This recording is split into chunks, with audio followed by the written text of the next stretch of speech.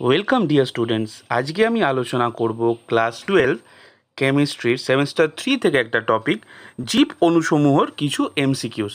গোটা 15টা এমসিকিউ আজকে আমি এই ভিডিওতে আলোচনা করব, দেখে নাও। প্রথমে যে কোশ্চেনটা বলেছে, নিচের কোন ক্ষারকটি ডিএনএতে থাকে না? দেখো এখানে চারটে অপশান রয়েছে, থাইমিন, ইউরাসিল, গুয়ানিন ও সাইটোসিন। আমরা সবাই জানি কি অপশানটা কি হবে, ইউরাসিল। এবার দেখা যাক 2 নম্বর কোশ্চেনটা কি বলেছে, কোনটি অবিজারক সুগার? দেখো এখানে অবিজারক সুগার কিন্তু অপশান একটাই রয়েছে, যেটা হচ্ছে সুক্রোজ। 3 নম্বর কোশ্চেনটা কি বলেছে, দেখো 3 নম্বর কোশ্চেনটা বলেছে সেলুলোজের সম্পূর্ণ আর্দ্র বিশ্লেষণে উৎপন্ন হয় D fructose, D ribose, D glucose, L glucose. এখানে অপশানটা হবে ডি গ্লুকোজ। দেখো 4 নম্বর কোশ্চেনটা কি বলেছে, বলেছে এক অণু গ্লুকোজ এন অণু ফিনাইল হাইড্রোজেনের সাথে বিক্রিয়া করে ওসাজন গঠন করে। তাহলে এন এর মান এখানে কত হবে, 4, 1, 2 না 3? দেখো এইখানে যদি আমি বিক্রিয়াটা একটু ভালো করে দেখি, তাহলে আমি বুঝতে পারবো ব্যাপারটা। এই যে বিক্রিয়াটা চলে এসছে এখানে, এই বিক্রিয়াটা যদি আমি এখান থেকে দেখি তাহলে ব্যাপারটা ভালো করে বোঝা যাবে যে এক অণু গ্লুকোজ এন অণু ফিনাইল হাইড্রোজেন, মানে এখানে দেখো বিক্রিয়া বইতে দেওয়া আছে, এই জায়গাটা ভালো করে লক্ষ্য করো, বিক্রিয়ার সাথে এটা ওসাজন গঠনের বিক্রিয়া। তাহলে এখানে ক অণু আছে, এখানে আছে 3 অণু। তাহলে এখানে উত্তরটা হবে 3, মানে option D is the right answer. দেখো এবার 5 নম্বরটা কি বলেছে, গ্লাইএলা ডাইপেপটাইড এর সঠিক গঠনটি হলো। গ্লাইএলা মানে গ্লাইসিন, আর এদিকে হচ্ছে অ্যালানিন।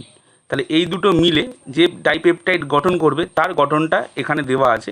তাহলে এখানে অপশান সি। তবু আমি একবার দেখিয়ে দিচ্ছি তোমাদের যে এখানে কি করে জিনিসটা তৈরি হয়েছে। এখানে বইতে সবারই দেওয়া রয়েছে, দেখো এই যে এই পোর্শনটা দেখো,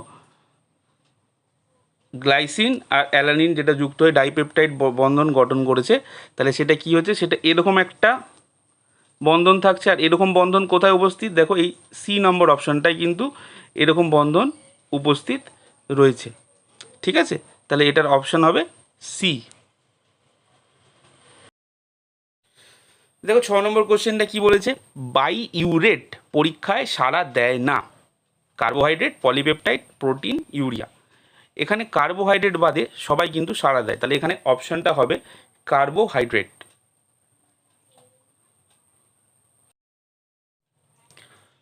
7 নম্বর কোশ্চেনটা কি বলেছে, কোন পিএইচে কোনো অ্যামাইনো অ্যাসিডের দ্রাব্যতা ন্যূনতম হয়? এখানে মাথায় রাখতে হবে সমতড়িৎ বিন্দুতে অ্যামাইনো অ্যাসিডের দ্রাব্যতা কিন্তু ন্যূনতম হয়। তাহলে এখানে রাইট অপশান যেটা হবে অপশান বি, সমতড়িৎ বিন্দুতে। এবার দেখা যাক 8 নম্বর কোশ্চেনটা কি বলেছে। 8 নম্বর কোশ্চেনটা বলেছে সুক্রোজ একটি অলিগোস্যাকারাইড, মোনোস্যাকারাইড, অশর্করা, পলিস্যাকারাইড। দেখো এখানে অপশানটা হবে অলিগোস্যাকারাইড।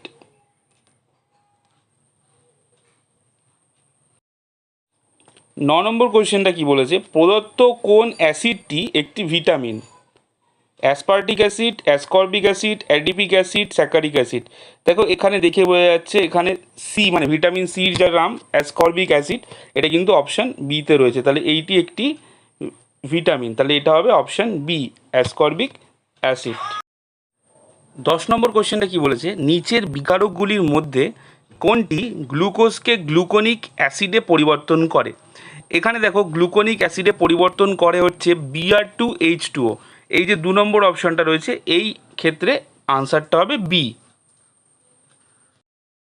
দেখো 11 নম্বর কোশ্চেনটা কি বলেছে, ভিটামিন বি12 উপস্থিত থাকে কোবাল্ট, জিঙ্ক, আয়রন না নিকেল?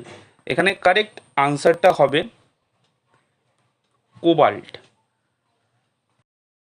12 নম্বর কোশ্চেনটা কি বলছে, দেখো নিউক্লিক অ্যাসিড প্রদত্ত কোনটির পলিমার? চারটে অপশান, নিউক্লিওসাইড, নিউক্লিওটাইড, ক্ষারক আর সুগার। তাহলে এখানে কারেক্ট অপশানটা হবে নিউক্লিওটাইড।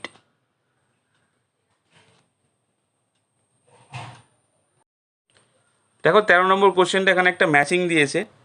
ম্যাচিংয়ে এখানে বাঁ দিকে ভিটামিনগুলোর নাম লেখা আছে আর ডান দিকে লেখা আছে ভিটামিনগুলোর অভাবজনিত ফল।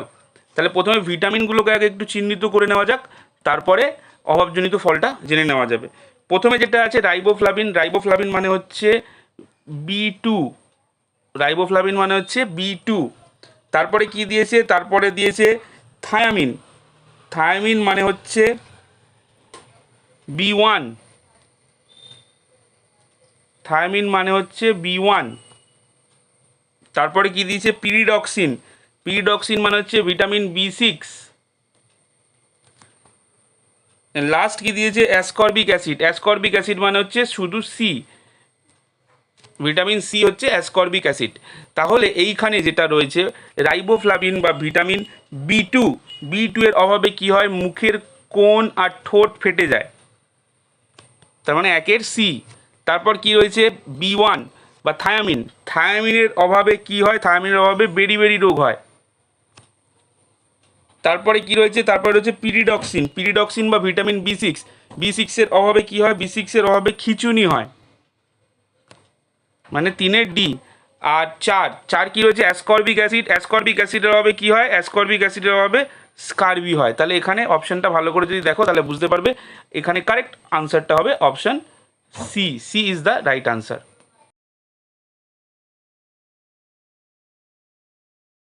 এবার ভিডিওর প্রায় শেষের দিকে চলে এসেছি।